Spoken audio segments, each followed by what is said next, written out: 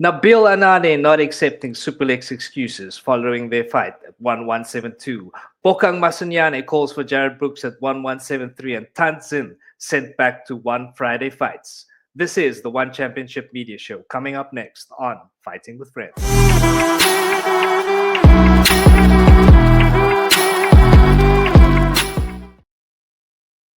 Ooh, welcome back to Fighting with Friends, the undisputed African fighting podcast champion of the world. This is the One Championship media show, and with me today, the reigning, defending, undisputed vegan champion of the world, our chief analyst, that is, of course, another guy. What's up, Eddie? You get caught on the double ones. Too many ones here, brother. There were 3 ones in the show, 1-1 in the opening, so I'm happy to get the ones out the way. But speaking of one, BG, Yes, sir. quite a lot of news that we have to unpack here. So let's get straight into it, bro. Like we Hmm. mentioned, we're going to begin with the Nabil Anane and Superlek saga. Yes, sir. Superlek coming out, revealing that he had some injuries leading into the fight, but Nabil Anane not having any of it. So maybe you could tell the people a bit more detail regarding the story here. Absolutely. So after that fight, I think the world kind of knew that the performance from Super League was a bit strange, and we weren't sure what it was. Was it the missing the weight? Was it the missing hydration? Did that affect the way that he performed? What was going on? And then the following that was on the Sunday. So the following day, which was the Monday, as you can see on the screen, Nick Atkin, he went onto his podcast, had a chat with Liam Madison, the hitman, and Liam Madison broke some news saying that Super League was actually going into that fight injured.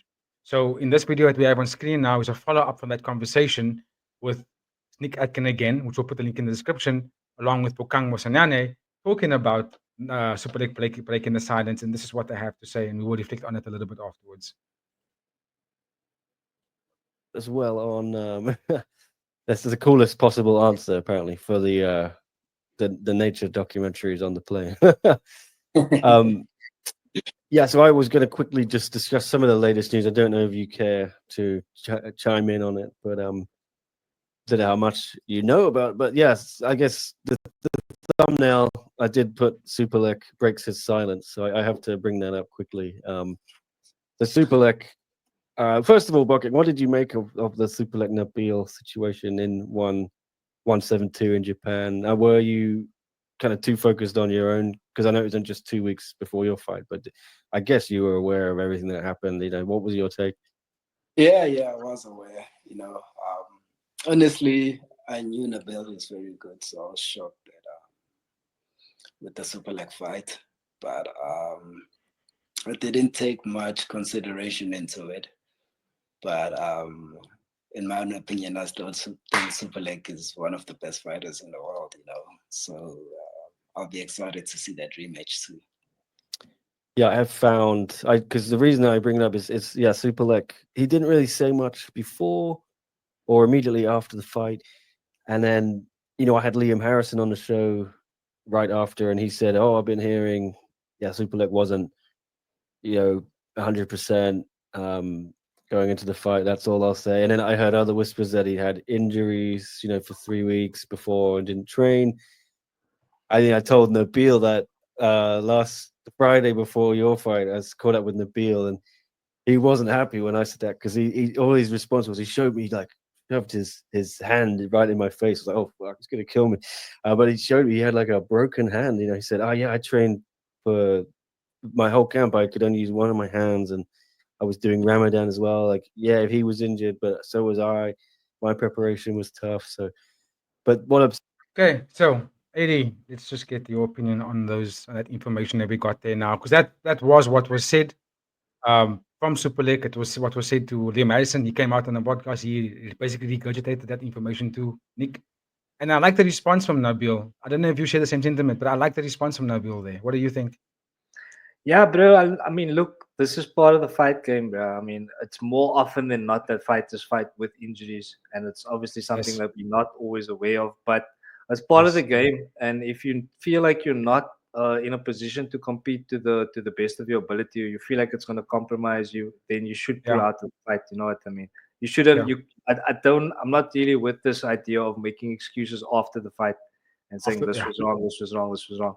Like if you feel like your performance is going to be hindered, it's best to just pull out the fight. But of course, these guys are warriors, bro. They want to fight Yeah. and they're gonna go through it. But yeah, I'm not with the excuses, bro. It's for me, I don't it's like just it. part of the game. So yeah, it's surprising to hear from Superlek. I didn't think he'd be the kind of person who would go to Mm. these kind of excuses. But that just could speak to how devastated he is by the loss. Because I mean, I think a lot of people were picking him for the win here. So Yeah. yeah, I think it might be a bit of saltiness at the end of the day. Mm. So yeah, no Mm. excuses. That's part of the game for me. So yeah, I'm not having Yeah. it either. And very impressed with the response by Nabil. Nabil. Yeah, I completely agree. I will add this about Superlek. He did say, the what's that documentary? Not documentary, but that film style that the UFC does after a fight. They do the thrill and agony is what they call it. So you kind of see the PTS of the fighters before and after the fight, and during you see the coaches and stuff. And one thing I did hear from Superlek's camp was that he was actually campaigning for the fight not to go through after he noticed that he missed the weight and hydration. He actually campaigned against the one championship to say, don't make the fight, only because they didn't allow Nabil to be eligible to win the title, and that made Superlek a bit upset. So he was like, "Then don't make the fight. Then if he Mm, can't win the title, then don't make the fight. Because then what's the point? I'm beaten up. I didn't make weight. I'm injured. The boy doesn't look like he's completely happy because he's just gone through a bad weight cut, a heavy extensive camp, and he's during Ramadan, and now he can't win the title. Like, well, yeah, what's the point of us making this fight then? And that's what he was saying, and I agree with Superlek there. Just let him heal up. But now we know we're in this position now. Both fighters are campaigning for a rematch, so it's most likely that that's going to be next for Superlek and Nabil. We're going to get the trilogy. Hopefully, they both make weight this time, and no one's hurt, and we get to see a fantastic fight. yeah. I just think that losing that fight on that card would have been such a big blow, bro. Like that was one of the fights that Yes, I personally was looking forward to the most. yeah, me too. So losing that fight, as much of a spectacle as it was, 172, it was amazing, bro. It was a movie. But losing that fight in particular, I think would have Yeah. really impacted the fight card, bro. So I am happy in a Mm, way that they kept the fight on the card. mm, But I do kind of understand where Super League is coming from in wanting the fight yeah, not to go through. But as a yeah. fan, I'm definitely happy that it did. I think the one championship stood their ground and didn't take the fight off the card because they had already lost the fight on that card with Marat Gregorian and what's his name? Kaito Uno. Oh no, they didn't get that fight, and that was a fight that a lot of people were looking forward to as well. And I think the one championship wasn't prepared to get another fight get taken off the card. They were like, nah, the card's Yeah. already, it's fully stacked, and now we're down to only 10 fights instead of the 11. It was like, Mm. But okay, that is the news there. I think it's safe to say that the One Championship is doing everything that they can to give us that trilogy fight. So let's look forward to it. I don't think it's going to be at Denver card, but let's see what happens. We'll move on to our next story before we come back to our boy Bokang. Eddie's got some news for us on our young legend in Thant Zin. So I'm gonna bring your screen onto the screen, Eddie, and then you can take us away when you're ready. So yeah, of course. Just before we get to my boy Thant Zin himself, the One Friday Fights 105 full card has recently been announced. It's not up on the One Championship website where you'd normally find it as quite yet, but there was an article released, and I was very surprised to wake up to see my boy Thant Zin on a Friday Fights card, bruh. What is going on here, bruh? I mean, he's one of Yeah, the most exciting prospects in the One Championship for me, especially in Muay Thai. yeah. I mean, if you're going to give him Takeda to fight, bro, that speaks about how highly you rated him. Mhm. And I guess, and losing to Takeda, bro, is, Mm, where's the shame in that? If you look at his record, Muay Thai is 2-1. He yeah, lost one kickboxing bout. So for me, bro, I think this is a bit harsh to send him back to the Friday fights cards. yeah. I think that he's still definitely very much a pay-per-view fighter. I think he has a lot to offer. And again, I might be a little bit biased because he's one of my favorite fighters. I like Mm, his style, his attitude, and the way he goes about things in the ring. He's an absolute dog. So I'm very, very disappointed to see that they've sent him back to the Friday fights card. But at the same time, he has been mm, on a 2-fight slide if you include the Sagawa fight. mm. But at the same time, I don't think it's enough because I can show you 100 athletes who have Mm. worse records than this in His recent times opponent. that are still on pay-per-view cards. So for Yeah. me, I think this is a little bit harsh, PG. Mhm. So from your side, Bill, what do you think about this year?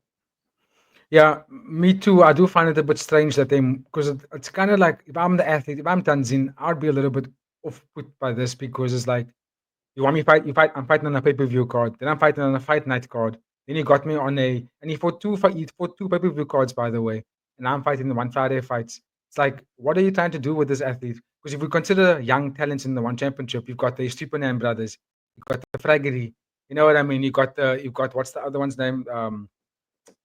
Those two Iranian boys. I can't get to their names now. Um, anyway, the Ondash brothers. You got the Touch Ondash brothers, yeah. brothers. There's another athlete that fights that's gonna fight on this card coming up very soon. Let me just grab his name here. Akiv Kuluzada. He's 19 years old. He's not fighting on this Friday fights card. He's fighting on the Fight Night 31 card, which we'll talk about later in the episode. These are all talents that are all 18, 19, and 20 years old, right? And a lot of them have been offered contracts very quickly. They're fighting against championship. Barboza fought against Fajan Chai. Barboza only had 2 fights in the one championship. Why is he fighting for a title? The kid's only 21 years old. He's nowhere near that level. So I think like it's a little bit of like it leaves a strange taste in the fans' mouths about like what are you doing with these athletes? You know what I'm Exactly. saying? So I personally think that it's a bit of a blow for Thant Zin. I don't think that the 2-fight losing streak is that significant. If we consider his opponent that he's going to be taking on this Friday in Pet Sukhumvit, he's on a 4-fight losing streak. You know what? Mm. And he's also been in the one championship for quite some time, and they considered him also on top cards. Excuse me. So I'm just thinking to myself, he fought on quite a few number of cards as well, and I think to myself, yeah, it's not fair because now he starts in fighting for a contract. What is he fighting for here? But I just think that they're giving him an opportunity in taking on a fighter that's also on a losing streak to kind of Mm. prove to the one championship that you are that prospect that they should invest in. And I think that's the opportunity that's given to him. So you can just go out there and show everybody why he's the dog, why you and the rest of the world is such a massive fan of Thant Zin. I think Mm. this is that opportunity to kind of remind one championship why they signed him in the first place. I hope so, bro. I sincerely do because, like I said, I'm a big fan, and it would be a real shame to see him, underachieve in terms of Mm, what he could. But my next question on this matter would be then, yeah. it's a fight, bro. So there's a puncher's chance, anything can happen, and if the Mm. result doesn't go his way, it could be possibly look at Thant Zin leaving the one championship here. I don't Do you think know. I don't it's think at that point yet? no, Because, I mean, it's quite a no, drastic I don't shift to think so. moving down back to Friday fights. No, I don't So think so. There are a lot of athletes on one championship fight roster that I look at their records and stuff that are on a far more disgusting resume than Thant Zin's, but they still get preference in the one championship. They still contacted and they still get to fight on big pay-per-view cards. He's only 20 years old. yeah, Sagawa lost his in kickboxing. That's not Thant Zin's forte. He's a Muay Thai practitioner. So and it's taekwondo, you know what I mean? So I don't want to even talk about that fight really. And he actually didn't perform that badly. He just got outclassed, I guess. The Suryan Lik fight was just a showcase to me that Thant Zin just has levels to go. He's 20 years old, bro. The talent is really there. The only thing for me that's missing in Thant Zin is learning how to control his aggression and control his stamina and just fight the fight more elusive, like, be more in that flow state. He'll be a mm, deadly athlete. I think he's just too young at the moment and he's fighting very aggressively and he's getting caught because he's just gassing himself out too quickly. And I think yeah, like I said, he's only 20, bro. Me personally, if he beats Pet Sukhumvit this Friday, give him one of those young prospects. You give him one of those on Dash brothers. Give him one of those, you know, what's his name? I just had his debut now. Johannes Stupanen, not Jordan. He's already in the top 5 ranking of the flyweights, so never mind him. Give him the other Stupanen brother. Fraggery just lost. Give him Fraggery as well. There's all these athletes here that's in the same bracket as he is that can be tested fairly. Don't give him guys that are already experienced, that are almost 30 and have fought already 100 odd fights. Like, what is the point? This man, you're giving him a very difficult task to expose or to showcase what he really is all about. Let him fight people that's in the same bracket as him. Then we see yeah, how he grows. yeah, yeah. Great points there, PG. And of course, ladies and gentlemen, if you have any thoughts on Thant Zin, Superlek, Nabil Anane, let us know in those comments. Like the video and subscribe to Fighting with Friends. Let's Well, go. any final thoughts here, or should we keep moving? Yeah, I'm actually very excited to see Thant Zin fight. I'm keen, and people must also remember that It's only a 3-month break that he's had. He fought in January. It's not like he's taken a lot of time off. It's like the dude went back into a camp almost immediately. So, dude, I'm excited to see the growth of Thant Zin. So, yeah, let's go for that. Let's go for that. All right. So we're gonna move to our next story, right? Yeah. Which was the back to our boy Bokang. And what I want to talk about a little bit when it comes to Bokang here. So he fought last week, literally just a week ago, and he fought against what was his name, Sanzo Zakirov, right, in the flyweight division, which we know is not Bokang's weight. We know that he's strawweight. And it turned out that this fight that he fought against Sanzo Zakirov was actually an experiment fight that him and his coaches spoke about. Now we don't know his coaches. His coaches are now the same coaches that are Dricus's coaches. So he's also got Mornay and Steph and all those guys out of Team CIT in Pretoria. They all in Bokang's corner now. So you can see the difference in the way that he fights. And he showcased that in that fight against Sanzo Zakirov. Because it's not his weight class. Sanzo's 2 times bigger than him. And he took Sanzo to school. Like it was a very competitive fight. I mean, he lost it, but he made Sanzo realize that he's not even ready to take on the big leagues yet. And I think Sanzo needed to come down because he was up there for me a bit too long. And I was like, someone needs to humble this kid. I think Bokang humbled him. Even though Sanzo won that fight, I think deep down Sanzo realized I took on a high level caliber opponent in Bokang. Because people forget, man, Bokang was 1 fight away of fighting Joshua Pasha for the title. But then instead, Joshua got injured and they offered him Jared Brooks. He didn't have to take the fight. He said, and he came out and said, he didn't have to take the fight. I could have just chilled and wait for Thingy to heal up Joshua, and then he could have fought the title. But instead, he took Jared Brooks on and he lost, unfortunately. So he's campaigning for that fight back.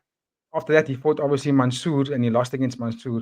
So I'm gonna just go to the time code where he speaks about these things a little bit. It's around the 5-minute mark, where Bokang gets asked the question about what's his thoughts on Jared Brooks and if that's gonna be his next opponent, and this is what he had to say. The most sense they were saying they want you to fight him in Denver. Is that Just rewind. To strawweight, we're gonna stick to flyweight, and stick to strawweight and get the title, and we can talk about it later.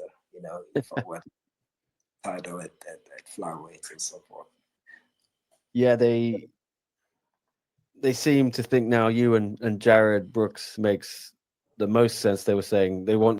Sorry, and that's what I said after the Bokang fight. Remember, and before he fought Sanzo, I said he should be fighting Jared Brooks next, and then he can get that title shot anyway. You to fight him in Denver. Is that something that interests you as well? Have you talked about it with them, or are they just talking to me about that? Oh yeah, they spoke to you about that. Like my team believes that I can beat anyone in my division.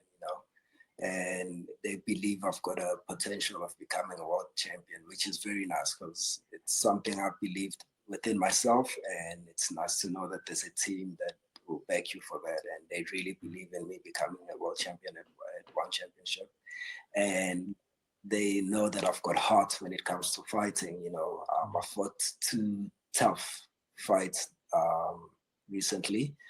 I lost, but I showed a lot of heart, and that's what the team wanted to see. And they've seen the improvements of the technique, obviously changing teams and coming into a new team and trying to understand the system and all that. Of course, it'll take time, but in the short space of time that I've done it, I was able to learn so much, and the team is very impressed with that, and I'm very impressed with my progress with my team. So yeah, tell me a bit about how you joined the team. Okay, so then you can watch the full interview on Nick Atkins' YouTube page. I'll put the link in the description again. I just got on to talk about joining Dricus's camp now. Bit of name dropping there, DDP, the UFC middleweight champion. He's now obviously joined their camp, and that speaks volumes, and that makes me feel like Bokang could be new as soon as maybe early 2026, maybe end of 2025. We could see Bokang fighting against Joshua Pasha. Of course, he has to fight Jared Brooks first. So, Eddie, what are your thoughts on that potential matchup at UFC? One Championships 173 Denver. Can't blasphemy. Yeah, Can't do some blasphemy like that.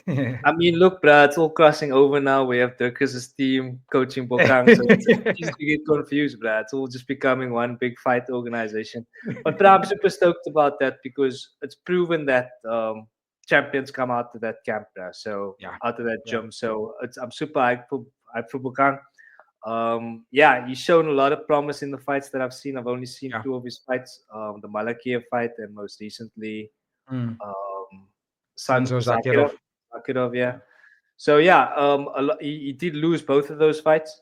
But in both of those fights, he did show a lot of promise. And like you mentioned Yeah. before, the most recent fight wasn't his weight class, and even so, Mm. put up a hell of a fight.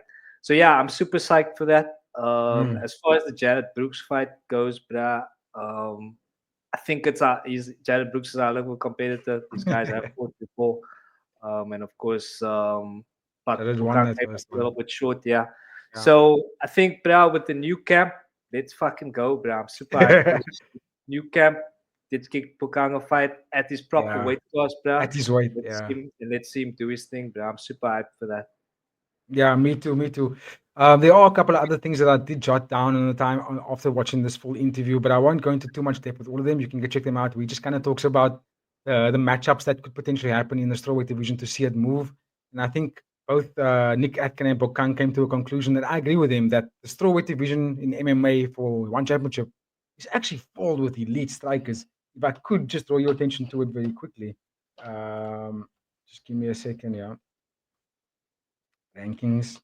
All right, so let's just stop there. And I think it's exciting times for the one championships strawweight division um, in the MMA because look at that, right? These are all killers. Joshua Pasha, Jared Brooks, Mansoor Malachayev, Bokang, Kaito, Yamakita, and Sanzo. I think Sanzo is not actually in this division anymore, so they should actually move him and bring back what's his name, Hiroba Manua, another Japanese elite grappler. So, like, you would think about that, any one of these guys here, excluding Sanzo Zakirov, they can all literally beat each other. You know what I mean? Like, so that really makes for a really fantastic um mix up, like a round robin, if you will. You know, that those Yeah. guys are all gonna be really good. Because I think it's safe to say that Mansoor is probably gonna get Joshua Pacheco, and then we're gonna have Jared Brooks and Bokang probably on the same card, depending on what Jared Brooks looks like after his last two losses. Because he has been silent, let's be honest, he's been very quiet since those two losses. But I think that's going to be the next couple of matchups, and I think Kaito can just hang in there and wait for the loser between Jared Brooks and Bukang. But do you have any final thoughts before we move on, Eddie? Nah, that makes sense. I just hope that one championship can keep a decent roster with the MMA, because we know they have had a bit of history in terms of not being able to make fights and having a lot of logistical issues when it comes to getting the job done and actually Yeah, bringing the fights to the fans. So yeah, I'm super psyched. Like you said, the division is looking very good. So I'm just yeah, hoping that one championship can sort out the logistics and we can see those fights, bro. Because the division yeah. does look good. So let's go, Bokang and New. And you, I mean, they are trying to fill the Denver card, so I think we could see that fight with him and Bukang and Jared Brooks. Excuse me if you guys are here in my WhatsApp, though, and I'm going to put it off now.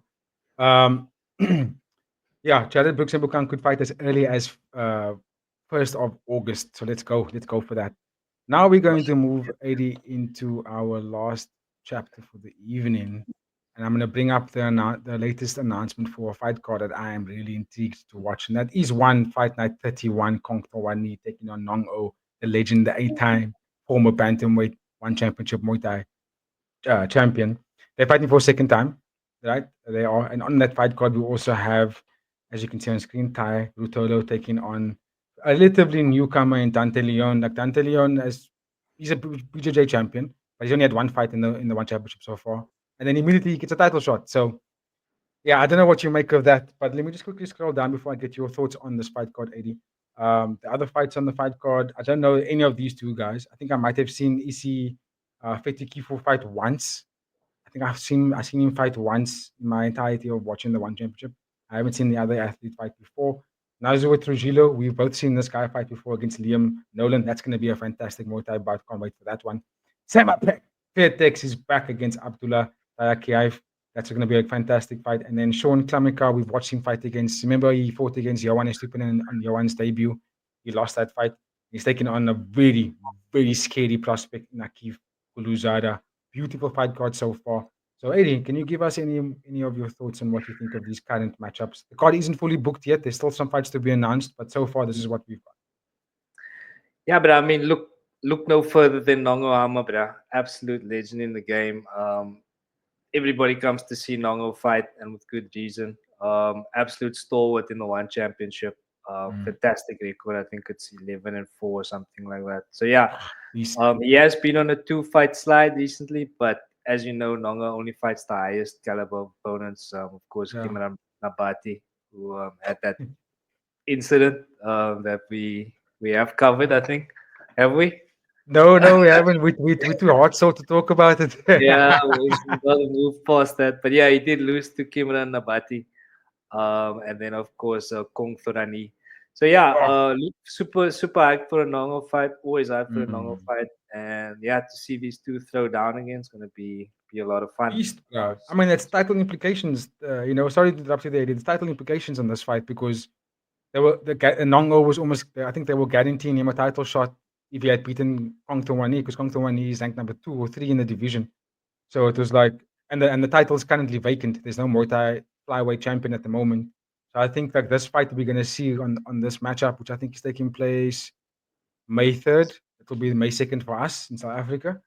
Um, there's these title implications. I think the winner here gets to get they book their ticket to fight against Rotang for that vacant flyweight Muay Thai title. Yeah, I mean that. I'm here for it. I'm here for it. But I'm just wondering because you still have so many other killers in this division, bro. Could potentially fight for the title here. So I'm Let's not. have a look. Did you think it's that cut and dry that whoever wins this is definitely fighting for the vacant title? I mean, is Rodtang even confirmed fighting for the vacant title? No, he's fighting. Fighting We Haggerty, spoke is about it? the last week, Agady, yeah, and that's for Agady's title. So that's kickboxing Fly again. with And no, they're fighting bantamweight apparently. okay. So yeah. So I mean, is it even confirmed that Rodtang will be fighting for the title? Well, based on the fact that they're given Rotang Haggerty, I think that they should actually have made the Nong O and Kong Tong Wan Yi fight a title fight. Or at That least would an be the interim logical step. Yeah, for the exactly. interim, Because you it know? seems like Rodtang's more like in the twilight of his career now is just kind of looking for those Mm, super fights like we discussed last week. So yeah, yeah. that would make perfect sense for me. Interim title fight. There should have been it, Nongo and Kung Torani. Yes, sir. So yeah, that would have made sense. So yeah, like I said, I'm not sure if it's kind of that cut and dry that whoever wins this fight will be fighting Rodtang for the Mm, title, but they should be fighting for the title. Not yeah, sure I what, agree. but definitely fighting for the title. Yeah. I would have made this an interim title fight, to be honest with you. And then it would have made sense because then, because if you think, let me just go back to that rankings again. Sorry. If you think about it this way, where was that now? Here we go. Kong Tong he beat Nakrab before. Johannes Stupinen got here on one championship merit. He didn't beat any of the top contenders. He fought a bunch of has-beens and the Fragedy brothers. It's like, you know what I mean? He isn't. He didn't do enough for him to get that spot because that spot was actually Nongo. He was number 5. And then he lost against Hong Tong and then they put Stupinen there. And I was like, how? He didn't fight any of the top contenders. He fought outside of that bracket. So it's not fair. So I would say you're not going to give Superlek against Kong Tawani. Superlek's going to fight against Nabil. We know that. So then do this man justice. Give Kong Tawani an interim title. He's been on a streak. He's been beating people. And he took out Nong O. I know it was a split decision. It was very close. It could have gone to Nong O as well. But this is why they fight in again. So they let him fight for interim title. And because then next time any one of those guys fight, whoever wins that fight, it's going to be a money fight because they got an interim title. And it's going to Yeah. be in Superlek or Rotang. Yeah, I mean, it's very difficult to argue with that, PG. I just don't see why the one championship don't see that. Because I mean, if that's not the move, then I mean, Oh, I don't Rodtang know. must be fighting for the title. You know what I mean? Yes, exactly. So, and that's not what they're indicating, but the fights that they're No, making. they're not So saying that. yeah, I don't know what to say, bro. They're just calling it a super fight with him and Agadi, but they're not saying that's a super title fight. They're saying it's a super fight. What does that even mean? They fought twice before. Why is it a super fight? It doesn't make any sense. Anyway, any other final thoughts, AD, on the card before we conclude the episode? Because Yeah, I we've got mean, a of title course, fight. bro, we can barely look past Tolo as well, bro. Absolute wizard. I don't know too much about Dante Leon. I don't know anything about him, in fact. But yeah, if there's a Tolo fight on the card, I'm definitely gonna be there to see it. Yeah, Not yeah, much else I can tell you about the welterweights below there. And yeah. yeah, They're not. some Yeah, Summer pick. Yeah, yeah, Summer pick. I've seen all I'm these not guys fight before. I'm looking forward to these matchups. But what do you got in Summer pick? before we close Yeah, it? nah, just another name that I recognize basically. Okay. But yeah, that's pretty much the extent of my knowledge here, unfortunately, man. All right. No worries there. So, ladies and gentlemen, we made this far. Thank you for watching. That will be one Fight Night 31, as you can see on screen. That's going to take place on the 2nd of May. I know it says the 3rd there, but I'm saying 2nd because I come from South Africa, and it will be the 2nd for us. And we will be doing a live for that as well. Eddie did mention that we have one championships Friday fight card coming this Friday. That's 105, right, Eddie? Mhm. We'll be doing a preview for that, so stay tuned. You will see a preview for that coming out on our page in this week. It'll be before Friday, definitely. But yeah, any final thoughts before we close, Eddie, my friend? Just yeah, thank you once again for the love and support, ladies and gentlemen. Mm. Super hype for Bokang and you. 2026 for sure. Super hype for Thant Zin Friday fights. Look out for that one. Hopefully, he can make his way back to a pay-per-view card. You And will. then yeah, Nabil Anane Superlek. Let's have it, bro. Let's see if the result will be any different. Super hyped. So yeah, lots to look What to forward to in say? the future, basically. And just thank you everyone once again for Absolutely. taking this journey with us and looking forward to many more cards in the future. Shot a lot, Eddie. So on that note, like, share, subscribe, stay safe, and stay tuned for more Fighting with Friends contact. Safe.